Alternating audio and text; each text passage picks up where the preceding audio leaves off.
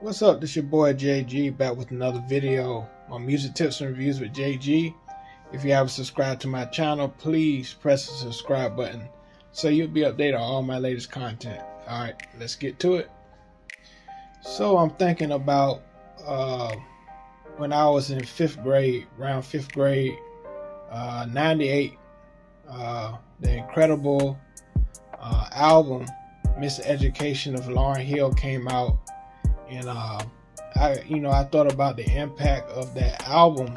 Like she only released one album, and she has so much influence on today's artists, today's rappers, today's singers, female singers. They bow to her as one of the greatest, one of the queens of music, hip hop, urban, R&B, and that album was so impactful. It talked about events in the culture. It talks about things that happen in our community.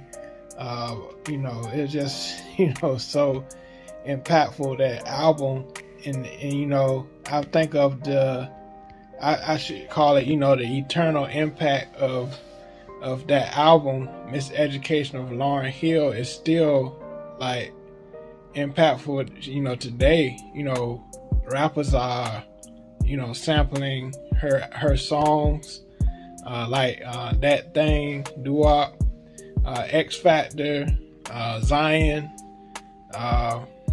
It just can't get my eyes off of you. There's so many hit songs on that album.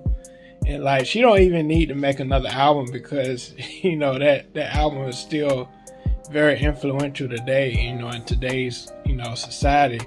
And it's been about 30 years ago, or close to 30 years, since that album came out. It came out in 98. So you do the math, and people still talking about that album as one of the greatest albums in that catalog. People still play the Miseducation of Lauryn Hill on the radio, on every radio station. They play Miseducation of Lauryn Hill. And, it was just so incredible. She came from the Fugees, and, Sister Act 2, that was her groundbreaking role, on Sister Act 2. And, I always loved that movie. Her voice is so angelic. Her alto tone is so incredible, her range. And then plus she can rap, better than a lot of these male, rappers, that past and present. And so, I was just thinking of the eternal impact of that album. It's like, it'll never stop being influential, the Miseducation of Lauryn Hill. And that's an example to a lot of artists, these days. It's like artists are putting quantity over quality. People just putting out music, and a lot of these music this day is very disposable. And I be truthful. Like, I listen to a lot of music on the radio. It's very disposable. It sounds like the other track, and that track sounds like another track. And if you look back during that time when Miseducation came out, everybody sounded different. Even though it had a similar style, everybody had their own uniqueness. And I think that's what's missing in today's time. Like, to me, honestly, I feel she shouldn't even put out another album. People be waiting on her, like, when she gonna put out another album. Like, honestly, she don't need to put out another another album, because Miseducation of Lauryn Hill was so it's just so influential that, like, if she put out another album, will that kind of take away from the momentum of that album? You gotta ask that, because will this be a sophomore curse if she come out with an album now? With it kind of distract from the greatness of Miseducation of Lauryn Hill? So you can answer that question in the comment. Will that distract from that? Because it just, Miseducation Lauryn Hill was so huge. And I was like 10 years old when that album came out. And I remember, people was, singing that in assemblies, talent shows, all those songs. And, just the musicality on that album was so incredible. And it just talking about situations relatable to females. It was, I love the skits on the album. Shout out to James Porter.